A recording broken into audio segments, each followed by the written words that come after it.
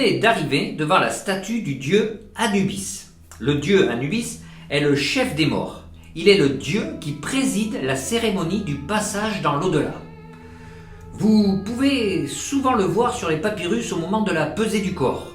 Anubis est souvent représenté sous deux formes.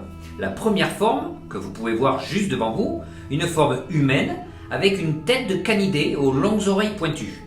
Il tient en général la croix ankh d'une main et un sceptre de l'autre.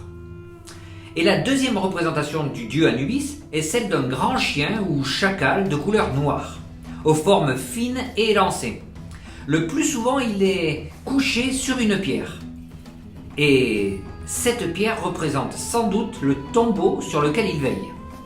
Il porte un ruban, parfois rouge, noué autour du cou. À l'époque, en Égypte, en tant que gardien des cimetières, de nombreuses chapelles lui étaient consacrées dans tout le pays. Savez-vous pourquoi les Égyptiens faisaient des momies avec leurs morts ? Les Égyptiens pensaient qu'une fois morts, ils pouvaient ressusciter, mais dans l'état de conservation qu'ils se trouvaient. Il fallait donc conserver au mieux le corps du mort. Mais alors pourquoi les mettre dans des tombeaux ? Les chiens sauvages et les chacals avaient comme mauvaise habitude de déterrer les morts dans les cimetières, près du désert. C'est pourquoi Anubis était le dieu des morts.